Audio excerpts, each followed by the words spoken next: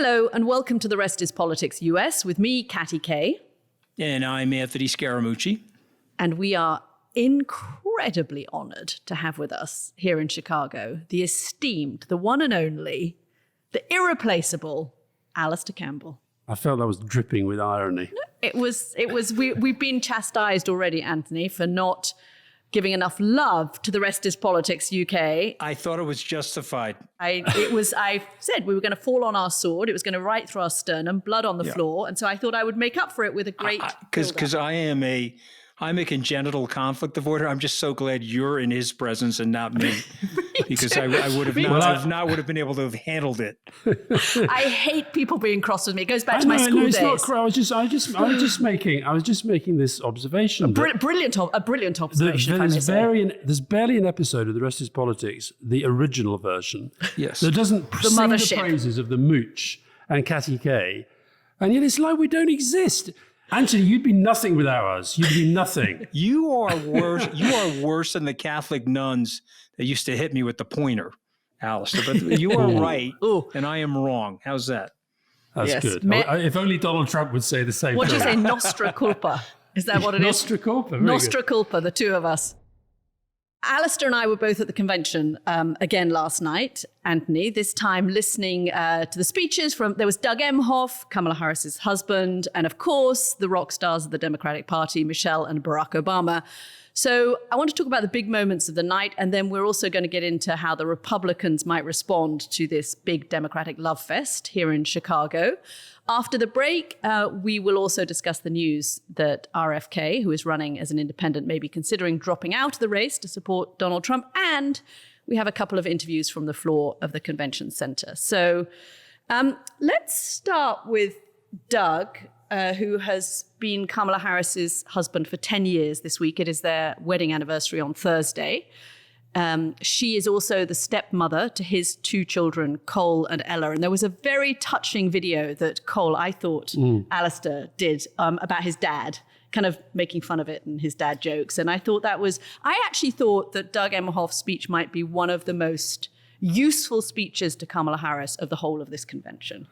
Yeah, I mean, I don't know him at all, but what I've seen of him wasn't how he came over yesterday, both in the film, which was incredibly warm, very, very personal, and somehow managed to tell this story about the fact that, the divorce of his parents was incredible, which is Cole and Ella's biological mother and Kristen. And Doug, Kristen, that was incredibly painful, but also that because of Kamala Harris's character, and they now call her Mamala, they became this extraordinary family, a blended family as they called it. But I thought what his speech did brilliantly was match that story of her as a stepmother to the sort of care that he would see her bringing to American people. But he did it with real wit. And the other thing, a lot of the speakers we've seen this week, I heard you on your excellent podcast, Anthony, I heard you talking about how every good speaker's got a speaking coach.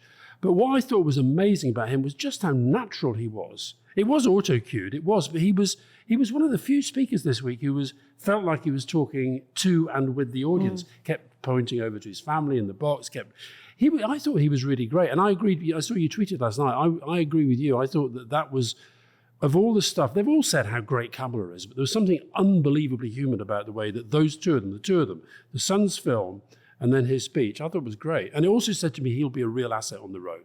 Yeah. I've met him a couple of times, Anthony, and I think he's very warm, he's very direct, he's incredibly personal. People who I know in Washington who know him much better like him a lot and say they have a very sweet relationship. Now, they've only been married 10 years, so it's still a relatively newish marriage. But what I also liked was the way he paid tribute to his kid's mum. He thanked her as well. 40% of Americans are now in some sort of a blended family. It's not actually talked about a huge amount, but it is something that is more and more prevalent.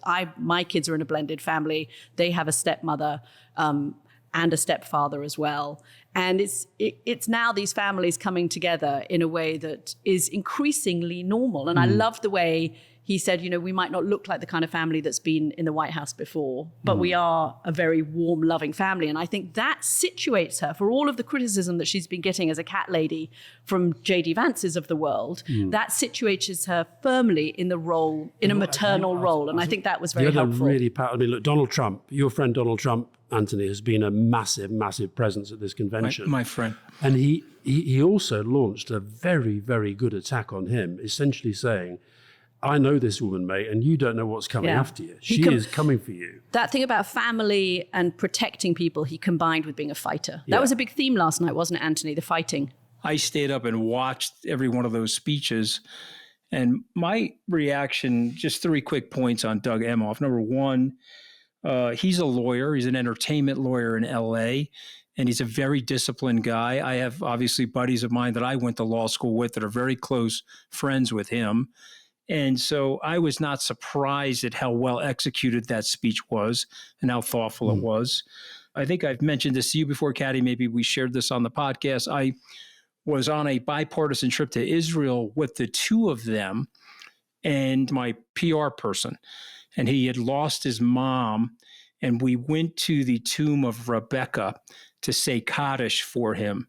And when we got back to the hotel, Doug and Senator Harris, at that time, Senator Harris, were in the lobby, and he had known about the death of his mother, Howard's mother, and he went over to him and talked to him about it. They were both from L.A., and you could see the warmth between him and his wife, and their warmth towards my friend, the PR guy who lost his mom, and every element of that resonated last night. So as Alistair points out, my friend or former friend Donald Trump, who claims he's not watching the convention, he is watching it actually. So Caddy texted me and said, "Do you think he's watching it?" And I said, "No, he's not watching it. I don't believe he's watching it." And then I called around, and of course he's watching it. He can't help himself. It's like a fly to excrement. He can't help himself. And I have to tell you... Sorry, are you saying that the Democratic Convention is shit? Is that what you're saying? No. Well, I'm saying in Trump's mind it is. In the mind of a fly, it may be. So he's being drawn to it. I didn't say that it actually was. We'll go over my opinion of that in a second because I watched all of it last night. But you guys were there, and I'm seeing it on TV, so probably a different impression. But you're seeing it the way most Americans are seeing it. So it's actually very good that you're seeing it on TV. Exactly. But sort of a weird thing to say, but if you caught it at 7:00, Stephanie Grisham, a friend of mine, who was also a former communications director and press secretary and communications director for the First Lady, Melania Trump, gave a 6-minute speech at 7 p.m. Powerful. Talking about the coldness of the Trump family and talking about his derisiveness towards his supporters and talking about how cold they were. And then, I don't know if they showed this there, but they put up a text message chain. The text messages, amazing. Yeah, and it was very, very cold, and it was very indicative. It was the text message that she had sent to Melania on January the 6th saying, do you want to send out a tweet saying it's time for peaceful protest, that's the law of the land, etc. And Melania just set back one word, no. Yeah. And so I just want to point that out to everybody. So you have Stephanie, who worked for the family, is in still distress about having worked for the family, made a very big, in my opinion, courageous decision to speak out and explain why he is not in the best interest of America or the world. That's a very tough thing for her to do. And I applaud her and admire her. And then you get Doug Emhoff. And he's painting this picture of a warmer family. You know the chemistry is very good with him and the vice president. And I saw that 6 years ago when they were 4 years into their marriage. And they have put the fun in the word dysfunctional, Caddy K. Maybe the Scaramucci's aren't as good at it as the Emhoffs or the Caddy Ks of the world, but they have done it, okay? And it's very admirable. And so the question is, how is that going to cross over to votes? And I think Trump, okay, because I know him reasonably well, is going to get his cold streak going on them and dump more fire and brimstone. He's not going to go in reverse after watching that. He's going to get more aggressive with them.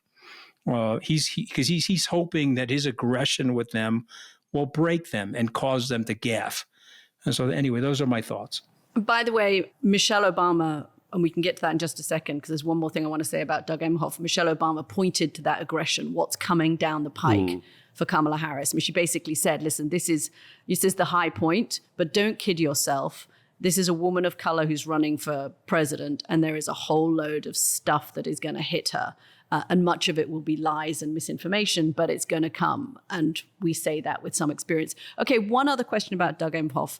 And a lot was made of the fact, it was said in the video, he mentioned it, his son mentioned it, it was mentioned again at the end, that he is the first second gentleman and would be the first gentleman.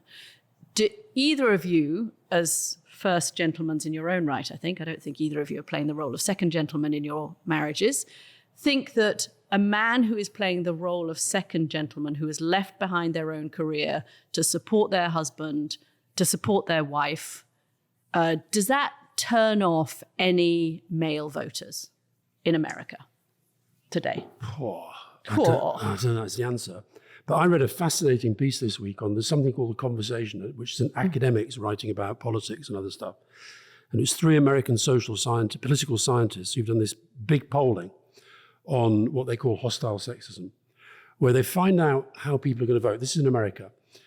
And they get the breakdown of going to vote Republican, going to vote Democrat. And they did it for Biden, Trump, and they've now done it for Harris, Trump. And what they do is they get the voting breakdown, and then they ask them questions like, do you agree with the statement that women want power in politics to get power over men? And if your answer to that is yes, that's their motivation, you're basically you unreconstructed. You're hostile sexist, yeah. And then it would be things like women aren't tough enough, or so the sort of obvious things that some men say. And what they established was a direct correlation between likelihood to vote Trump and hostile sexism.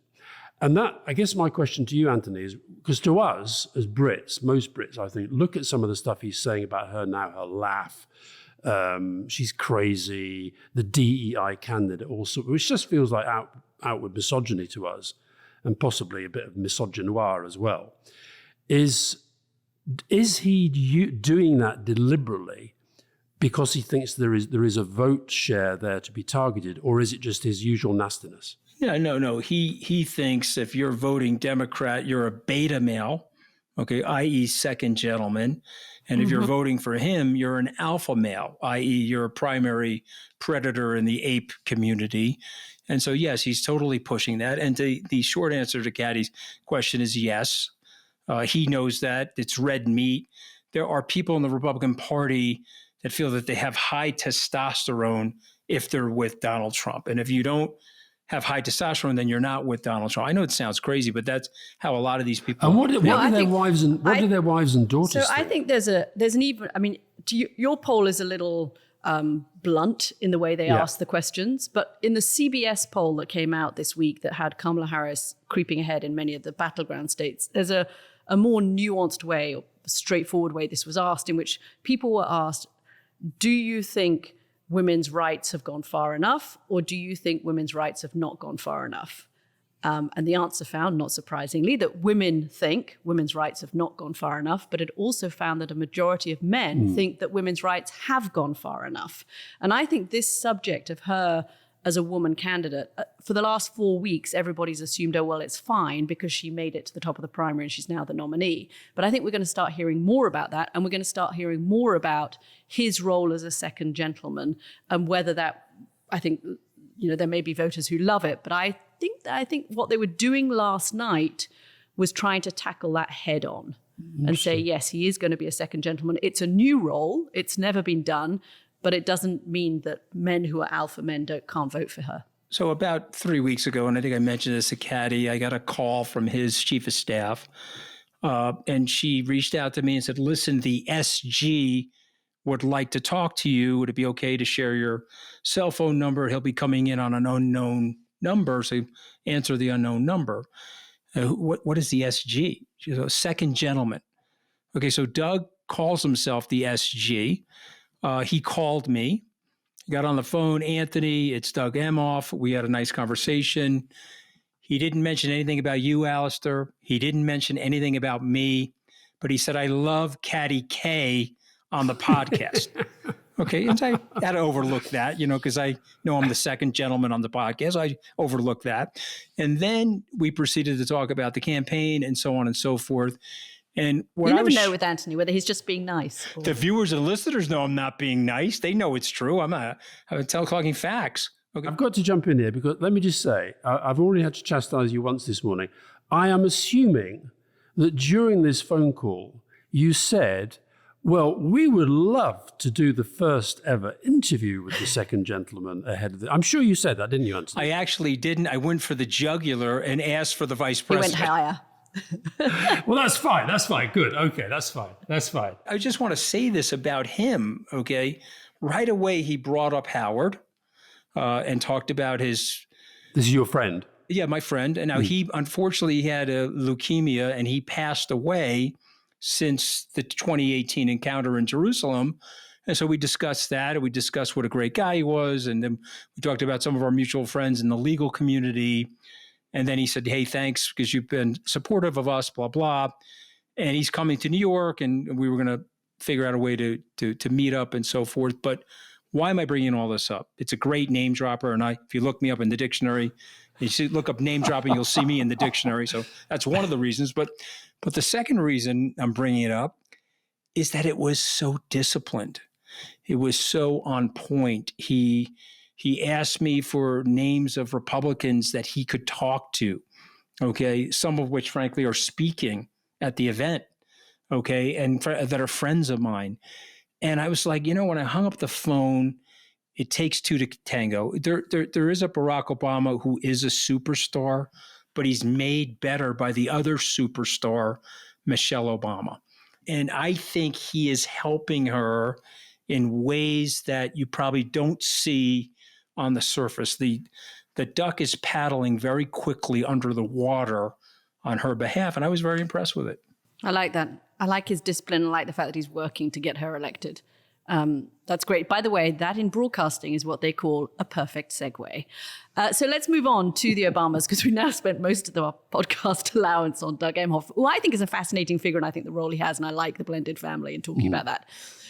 Michelle Obama on fire last night. We said this about Hillary Clinton yesterday, that she's somebody who doesn't care too much what people think about her. She's been, through the mill and back again, and she is unshackled. And I think we had Michelle Obama last night talking in a way she would have avoided talking in 2008, where she was very careful not to be seen, as she said quite publicly, as an angry black woman. But when she said that bit about he has a problem with two very successful, highly educated, hardworking people who happen to be black, she wouldn't have said that in 2008. And she said it last night, and it was incredibly effective. And then she combined it with that great humorous line. And by the way, who's going to tell Donald Trump that job he's looking for might just be one of those black jobs? I thought she was fantastic last night. Part of Michelle Obama's superpower is that you hear her very seldom, basically every 4 years at a convention. And when you do, she delivers. I agreed with what you both said on your podcast yesterday, that Hillary's speech I think it was the best speech I've ever seen her make. I've never seen Michelle Obama make a political speech in the flesh before, but it was utterly electrifying. Some of the lines were phenomenal. One of the things I wanted to ask you, though, both of you rightly say that the audience went wild with that thing. Maybe somebody's got to tell him this could be one of those jobs as a black job, which was a back reference to when he went to the National Association of Black Journalists and talked about black jobs and in a pretty derogatory kind of way. Would there have been people, so it went down amazingly in the hall. Would there have been people watching that who are not necessarily, might be swinging either way, not quite sure. Would there be people who might have taken that badly? In other words, take the message that she's basically saying, this is a black job. You've had Obama, and now you're going to get Kamala, and you better like it. Was that a risk? Oh, yeah. Well, Republicans responded that way on social media. Did they? Right. Yes, they did. And they took it that way. And a lot of his sort of social media influencers were suggesting it that way. But it was a well delivered line, and she was playing to their base. And I got a question for both of you. I'd like to get your reaction because I've watched 2 nights of the convention, and my reaction is it is weirdly similar to the Republican convention in the following respect. They are both playing hard to their bases. I didn't see anything in the middle. I didn't see any pro-business discussions. I didn't see any pivots. She's going to have to answer these questions at one point. What's your position on fracking? Do you still believe in the new Green Deal? Are you really going to tax unrealized gains and move every millionaire off of the shore of the United States? She's going to have to answer these questions. So to me, I feel like both parties have said, we're going with our base for the win. Okay, J.D. Vance, that's the base for the win. Tim Walz, that's the base for the win. And the speeches, which are obviously cleared by her campaign, everybody gets that transcript of the speech before it's delivered. These are base speeches for the win. And I thought she gave a great base speech. And so the Black Jobs comment was delivered well, and it was well received by her base. But I think it rang a different bell in some of the Republican quadrants of the country. And it rang a different bell from the type of bell that Barack Obama was trying to ring in 2008, where he was very careful not to talk about himself in the context of his race. And she last night went hard on that. He didn't do it as much, but she did. And I think she's given up that, when they go low, we go high. She's, when they go low, we go and fight with them. It felt pretty good low to we me. get down there and we fight with them. Can I say something very metrosexual before we go to the next topic, though? Would you mind? Because I've been accused by our viewers and listeners as a metrosexual. Yeah, her hair style was a very big statement. And you think I'm crazy. Malice is going to roll his eyes maybe, but you're completely right. Okay, it was pulled back, okay, and she had it off her face for her reason. She wanted every part of her face, every part of her facial expressions expressed on that television for that speech. And she did that. And so I think it was well thought out how she was going to dress and how she was going to present her hair last night. You agree with me, Kathy? Yeah, I do. And I think there was no attempt at straightening the hair. She used to do that when she was first lady. Sometimes she would straighten her hair in a way that looks, less black classically. This had rows, there were extensions, there were the braids. It was much more, this is who I am, and I'm 60 now, and I'm going to say it like it is. A really important point I thought she made, which also echoed something that Hillary Clinton said, is they were both hammering this no complacency message. Yes. We've got to keep fighting. This is not over. This is not won. Just before, Kathy and I were at the CNN cafe. Yeah, in outside the convention, and we bumped into somebody I'm sure you'll know, David Urban, who's the CNN commentator. I campaigned with David for Trump in 2016 all over Pennsylvania. Mm-hmm. Right, and interesting. So we had that conversation with him just before we went in, and we're going to talk to him later because I found it very interesting. And I know he's a propagandist and he's for Trump, etc. But he made an observation to me which I took into the hall, and he said, "There's an amazing vibe here. It's incredibly exciting. There's lots of love for Biden. There's lots of love for Kamala. It's just there's a great buzz. I get that." But, and this is what I always used to do at Labour Party conferences, you've got to put yourself in the mind who's somebody who's not part of your tribe, who's watching this, and what are they going to think? And you're making the same point in a different way, Anthony, when you said these are 2 conventions that have gone to the base.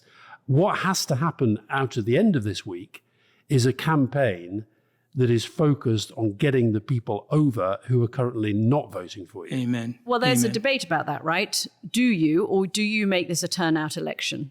Do you think that if you can grow your numbers... It's part of the same but thing. It's different if you think you're trying to grow your numbers with low information voters who will be making up their minds at the last minute in the last couple of days and vote on a vibe, as opposed to are you trying to get somebody who's already thinking about voting for Trump? You've got to do both. I don't think they can get Trump voters. They're thinking you go for the low information voters who haven't made up their mind, who make up their mind in the last couple of weeks, may or may not turn out. I don't think they need Trump voters, but if they only got a few non-voters, if they were able to bring in non-voters, they could win. But the problem is, what are the policies? What are the moderations What are the policies? Dave Urban, who plays the part of the Republican on CNN alongside of other Republicans, the Republican talking point narrative there is if things are so bad, in the last 16 years, the Democrats have controlled things 12 of the last 16 years. So why is it all Trump's fault? And David Axelrod got blunted by that comment. Okay, I think Scott Reynolds made the comment, and he got blunted by the comment. But the answer was a simple answer. It was, well, no, Obama handed Trump a very decent, growing economy, and Trump, whether you like it or not, botched the COVID response and lost 21 million jobs. And it was decisions on his watch that caused the inflation in terms of all the induction of the fiscal and monetary policy that was pushed into the economy. But my point is, you cannot be flat-footed in this election. So David is not flat-footed. I know him well. He's a West Point grad. We're contemporaries. He's a great guy. He's a great American. And he's a moderate, by the way. Okay, he's with Trump because you got to pick sides here, guys. Okay, but he's a moderate. But I think that the Democrats are going to make a mistake here if they don't respond to everything. And because let me tell you something, there's a lot of guys in the middle that are going to say, you know what, wasn't so bad with Trump. I'm voting for Trump. She's an unknown entity to me. She's not Joe Biden. And they got to be careful. I don't know that the convention is the place for policy details, though, Anthony. I mean, I don't think you're going to get a whole economic policy rollout at the convention because these people are not giving speeches that are based on tax policy or price gouging. You're going to get that coming out later either in a series of interviews. If she decides to do them, you're going to get that at the debate. This is her story. This is trying to get Americans to actually wake up. 30% of Americans say they have no idea who she is. So this is all about selling the commodity, selling the candidate. David Urban made a very interesting point to me.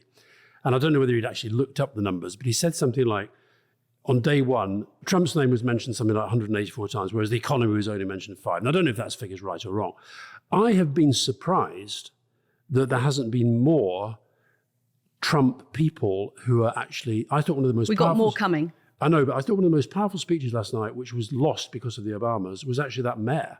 Yeah, he was great. The mayor from Mesa, Arizona. Arizona, yeah. Yeah, it was great. It was very short. It was 3 minutes or something. And Anthony mentioned Stephanie Grisham, who I agree, I thought was incredibly powerful. I thought both of those speeches were powerful for being so short, actually. Yeah. But I'd like to see more people coming out and not just attacking Trump on character, which they're all doing, but attacking Trump, as you've just said, on policy failure.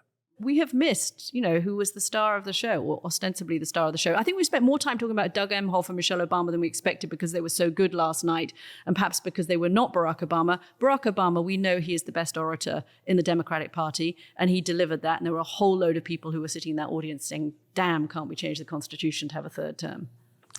Yeah, listen, if you've got a voice like that. If you've got a voice like that, he was so good. And if you've got that. And a sense of humor. He was wry. Yeah. His own age. He says, of course, I haven't changed at all. I haven't aged. But there's something that I noticed in his speech that I just want to share with you.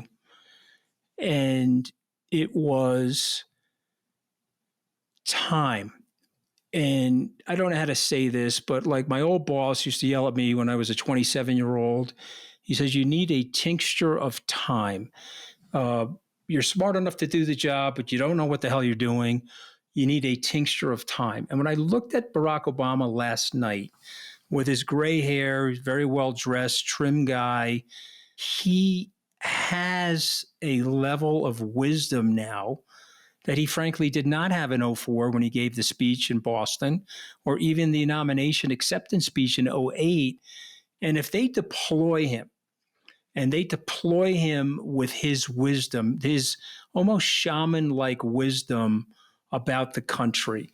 And Obama has read more of Abraham Lincoln and Lincoln's writings, and through his writings, his teachings, frankly, than any other living politician.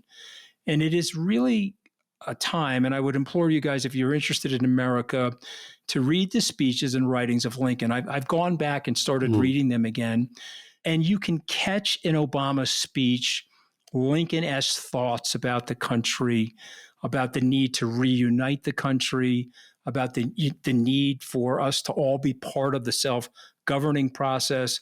And if they push him out into the American public and deploy him in a way that doesn't overshadow Vice President Harris or Vice Presidential nominee Tim Walz, Governor Walz, I think it'll be a beautiful thing. He'd be like, hey, listen, I've been through the mill. I was an African-American at Harvard Law School in 1990 where cabs in Cambridge, Massachusetts were passing me. In year 2000, and he wrote this in his book, I had credit card debt. I had negative net worth. 8 years later, I was the first Black president of the United States. I've been through the mill. And I get this country. Give me a chance to go out there to explain to my fellow Americans why the two of you need to be the people to lead the country over the next 4 to possibly 8 years. I hope they do that because that is an incredible weapon they have on their side. And the Republicans have nothing like that on their side, nothing like that. One thing I've been really impressed by this week is in fact, it's a point that Rory made on our podcast, is just how many really, really, really good speakers the Democrats have got. And it's for an American campaign quite short. And if you sort of imagine that you're going to have a day where Obama's the big support act, another day where Hillary is, another day where Bill Clinton is, another day where Shapiro might be, another day where Buttigieg, who's interviewed, by the way, I've watched some of his interviews this week. That guy is a communications genius, let me tell you. He's great. And so, whereas Trump, is it right that there's only 4 members who served with him under the cabinet who are actually still saying they're going to... 19 who say they won't endorse him. So that sense of, and you talk about Lincoln a lot, and I agree with you. I think Lincoln's he's one of the greatest politicians ever, but his speeches are still worth reading today. But that thing that Harry Truman said about, it's amazing what teams can achieve provided nobody cares who gets the credit. I think if they've got, for all the tensions that I've been hearing about, and I've heard you talk about as well, there have been tensions between Biden and Obama, there have been tensions between Harris and Obama and all that. But if you can get these guys on the same pitch for a campaign where they are very generously playing very much second fiddle to Kamala Harris, it could be unbelievably powerful. They are desperate to win. Yeah. They are desperate to beat Donald Trump. Yeah. And getting on the same team is not going to be difficult for them this time around. They'll put all of that aside in order to get her through November. After that, let's see what happens. Yeah. But they'll get her through November. And then we will go to break. Barack Obama was very gracious about Joe Biden last night. And he actually took time to thank the former president and said nice things about him. I mean, the implicit criticism of Barack Obama is there he is saying, as you just said, let's all come together, which is exactly what he said in 2004. The country is more divided today than it was when he made that speech back in 2004. So although that was his aspiration, he hasn't actually managed to deliver it, or he didn't during his presidency. Okay, we're going to take a quick break and then come back with a couple of guests from the convention floor, and then we will talk about the rumors that RFK Jr. is dropping out. Stay with us. Okay, so we're standing inside the convention hall, and I've just been onto the floor, and I have grabbed out Kaylee from the Pennsylvania delegation because Anthony Scaramucci asked to speak to somebody from Pennsylvania. So Kaylee, tell me who you are and what you're doing here. Yeah, my name is Kaylee Warner. I just turned 21 years old. I'm a student at Indiana University in Bloomington, Indiana, and I'm here to make history. But you're here with the Pennsylvania delegation. I am, born and raised in Pittsburgh. So what does a delegate from Pennsylvania do at the Chicago Democratic National Convention? What's your role here? Fair question. We actually got to do our role as delegates a few weeks ago when we nominated Vice President Harris and Tim Walz to be on the ballot come November. And now we all get to come together, celebrate, party, and get everyone energized and excited behind this ticket. Okay, so you're 21. You must be one of the youngest delegates here. Yes, I am. The youngest, perhaps? Definitely the youngest in Pennsylvania from what I know. So at 21, you're the youngest. What are you thinking about the change at the top of the ticket? And I know I'm asking this specifically this As question to you. person. Exactly, Kaylee. Because I mean, did you look at Joe Biden and your heart went pitter-patter and you thought, wow, this is great? Or did you look at Joe Biden and think, my God, he's older than my great-great-grandfather. I need somebody younger? Listen, I've always been a politics junkie, so for me, I was very excited to stand behind that ticket. But a lot of my friends are not addicted to the news the way that I am. So for them, there has been a little bit less excitement around the Democratic Party in the past few months. But the second this campaign switched up and now Kamala Harris is at the top of our ticket, I have seen incredible amounts of excitement and energized delegates and energized youth behind this ticket. And I think that more than anything, people are just excited to see themselves in a elected official. I mean, she's not that young. She's my age. She's 60. She's definitely not that young, but she's a woman and she's from minority background. And I think that that resonates with a lot of people, especially a lot of the young women that I know and I'm friends with. And then we also have Tim Walz, whose daughter is my age. And she by the way, she's super cool. I love the video. She's so cool. All the TikTok videos that she does. Yeah. And I think that it's that kind of thing that's what's pulling my generation back, is people like her calling her dad a Midwestern princess. Everybody's jumping onto that trend and loving her, loving the vibe and energy that's being spread right now. So Kaylee, how do you see it translating into votes and to the Democrats' chances in November? Because as you said, a lot of people are not political junkies. Everybody here at the convention is, but there are millions of Americans who have busy lives. They've got kids, they've got jobs, they're studying in college. They haven't really tuned in yet. How do you think the change at the top of the ticket will actually translate to votes? Yes. Well, when I was growing up, I was raised with a set of values of respecting other people and uplifting people and this sense of community everywhere you go. I didn't learn till much later that is what politics is all about. And so I've been urging people my generation to realize that whatever ticket you're voting for, you're voting on your values and everything that you stand for. So for everyone out there, every average American, it's about us finding ways that we can work towards those values. And whether that's in small ways like getting your neighbor, helping drive your neighbor to the polls so they can cast their ballot for whoever they want, or if it's in big ways like starting a Get Out the Vote campaign and showing people all about voting rights in the United States and how lucky we are today that we get the opportunity to show up and vote, because that's not the way it is in every country, and that's not the way it was in America a long time ago when only men could vote, for example. White men, yeah, exactly. And so I think that we need to remember our values, go back to those, and fight all the way through November with that on the top of our brains. And then I have no worries in my brain that Vice President Harris will win this thing.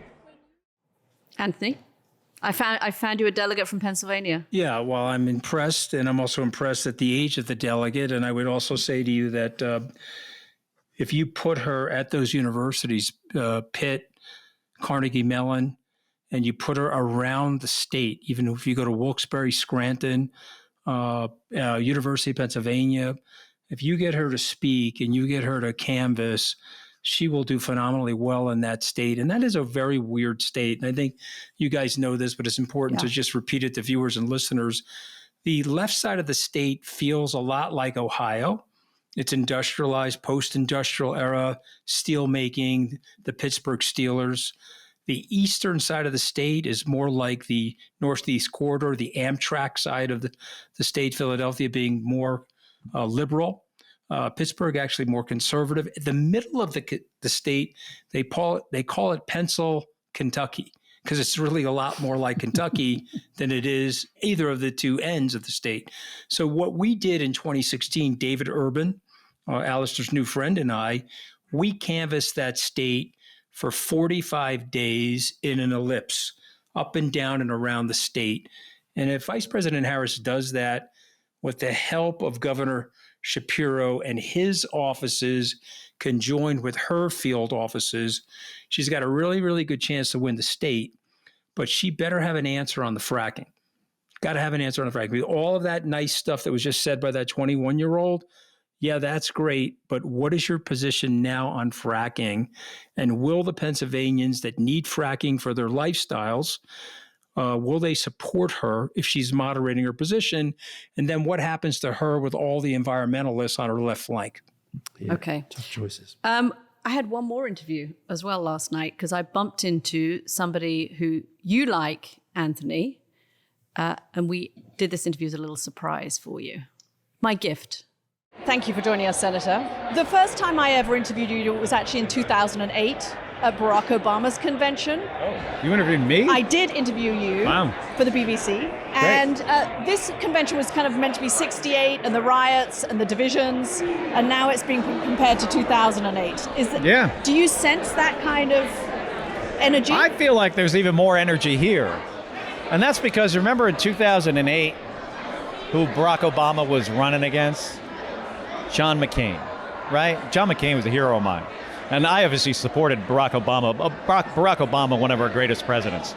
But John McCain, conservative, stand-up Republican who was a patriot, who served our country in a way most people can't even understand, as a prisoner of war, as a Navy combat pilot, and then as a U.S. Senator, U.S. House member, and then as a U.S. Senator, candidate for president. I mean, and that's what 2008 was. And now we're here in 2024, and you have an experienced prosecutor, as an attorney general, U.S. Senator, vice president, running against a convicted felon. You can't make this stuff up. And by the way, this is a guy, what did he do when he was president?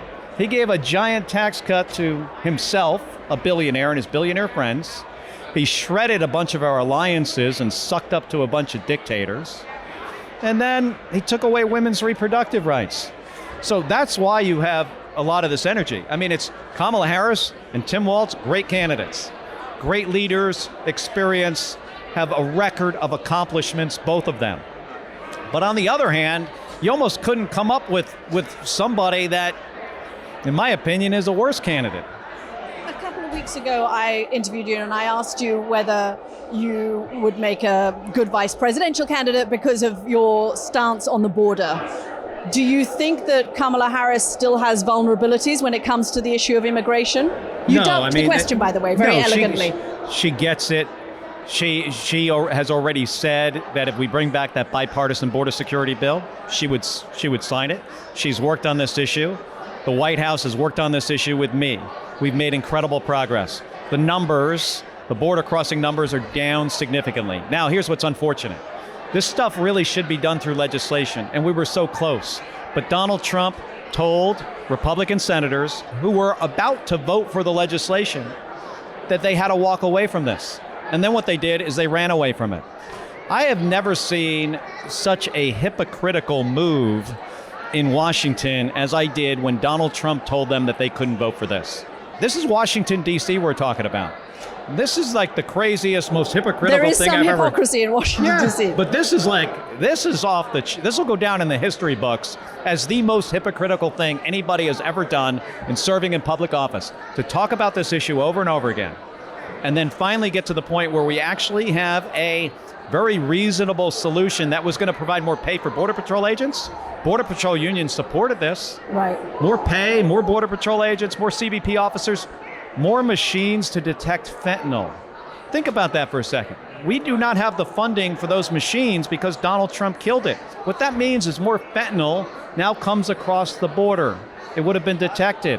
More people now die of overdoses because Donald Trump told Senate Republicans... Do you think he cares about that? No, I don't think he cares about it. He only cares about himself. He's made this very clear. I've been watching this guy since the 1980s. He cares about one person, and that's Donald Trump. He doesn't care about the American people. Kamala Harris cares about families and members of the military who have paid the ultimate price in service to our country. Donald Trump calls them suckers and losers. Is she going to win Arizona, your state? Yeah, she's going to win Arizona, and she's going to win the White House. I know you have meetings to go to. Senator, thank you. I do have a meeting. Thank you. Anthony, I know that you wanted Senator Mark Kelly to be the VP pick for Vice President Harris. What did you think of what he said there? I didn't think he actually said anything massively substantive apart from the fact that he felt she wasn't going to be vulnerable on the border. He's on message.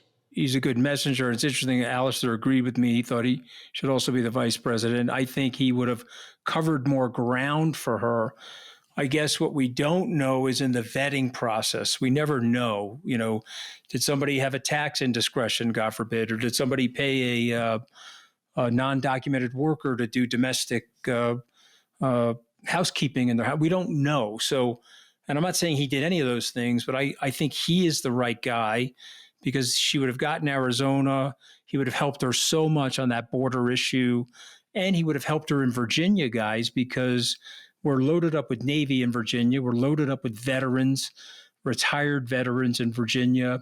He's a naval aviator. He's an astronaut. She would have gotten a 2-for-1 special with him.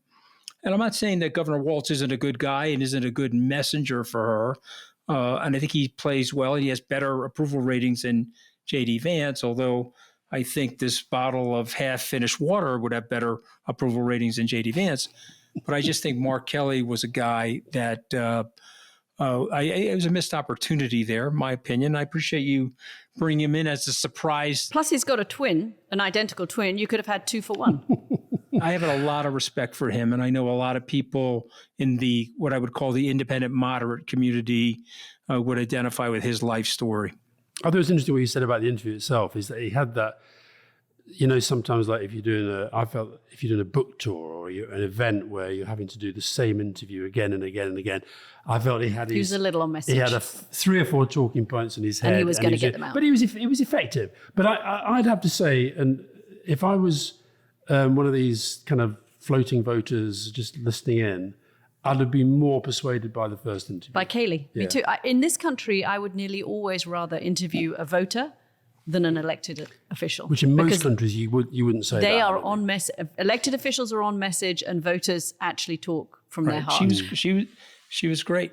Before we go, what about these rumors that RF Kennedy Jr. is thinking of dropping out of the race and endorsing Trump? I don't know. I mean, in a very tight race, of course, every vote makes a difference. He's currently polling in the battleground states at about 3%. He's dropped down from 10%. So he's less of a force in the race today than he would have been a month ago. I spoke to a friend of mine who runs a group called Voto Latino yesterday, who was very excited. We bumped into her, Alistair, and she had new polls showing that Kennedy was actually pulling more votes from Trump at the moment than he is from Harris. I don't know that it makes a huge amount of difference at this stage, him dropping out. What's your take, Anthony? Well, I mean, listen, he was funded by Steve Bannon. Look, I can't stand him, but he's a smart dude. Trump's got a high floor, low ceiling at 47.5%. Let's fund Jill Stein. Let's fund RFK Jr. Chip away from whoever the Democratic nominee is. And so if it's not working, and Nicole Shanahan, his vice presidential pick, said on a podcast yesterday that they are thinking about dropping out.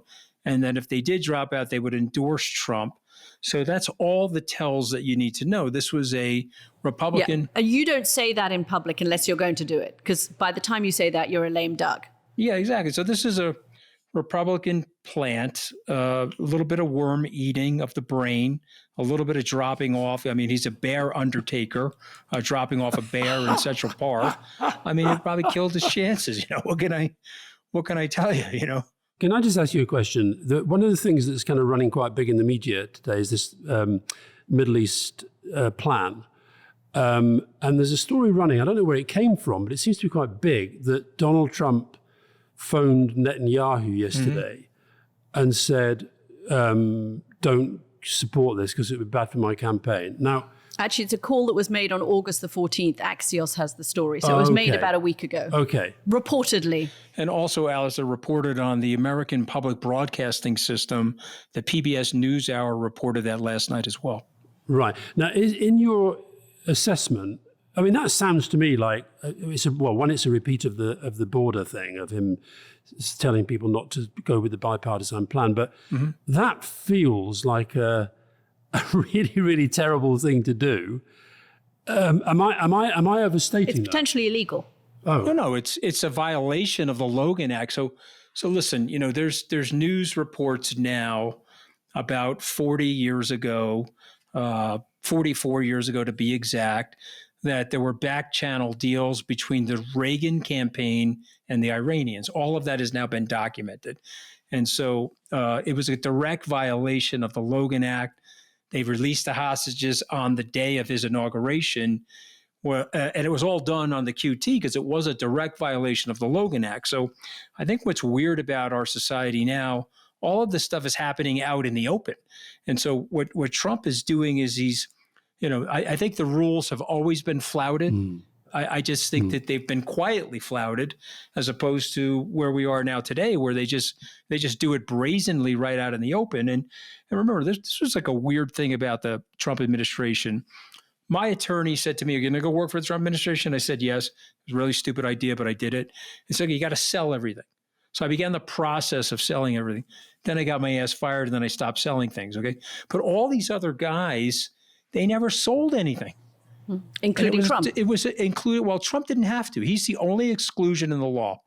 Okay. Because they had to get Washington in the position, and Washington said, "I'm not selling Mount Vernon." And so I said, okay, we're going to make an exclusion for the president. So Trump didn't have to sell anything. But the ethics required that everybody else in the room had to sell things.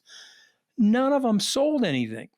And nobody went after them. Nobody went after them. Not the Department of Justice, not the Ethics Board. And so it's a weird time. Alistair, that is absolute wrong thing to do. But let me tell you something. It's in economic and political interest for Netanyahu not to cut that deal. Why not wait now? Because if he gets Trump, he's going to get more out of Trump. Biden is gone. He has little to no relationship with Vice President Harris, although coincidentally, on the July 2018 trip, she did have a meeting with him. I don't know how many more meetings she's had subsequent to that. But I just think it's a terrible thing. And I'm glad it was exposed because Netanyahu's office put out a statement in the Times of Israel and denied that this phone call has taken place. Journalists are now trying to ascertain whether that August the 14th call did take place. The Logan Act, by the way, is a 1799 law which prohibits any unauthorized citizen from negotiating with a foreign power on behalf of the US government, which is why he could, if he did this, it would be in violation. Right. So another crime, actually, potentially, that he could add to his long list of things that he has to do. But you're not hiring Donald Trump to stay within the law, guys. You know at this point he's going to break the law, and you're hiring him for other reasons. But one of them is not to be a law abider. I have to go and have lunch with one of our competitors. So they're not competitors. I think a very, very good friend of mine. That's like saying that Real Madrid is a competitor with. Okay, he is the guy that called Alistair Campbell Hartlepool. an amateur podcaster. Podcaster. So I think there's a little sensitivity in the room, Anthony, as you can tell. I'm going to be safer when we get away from here. Thank you, guys. Thanks for listening. We'll see you tomorrow. Bye-bye.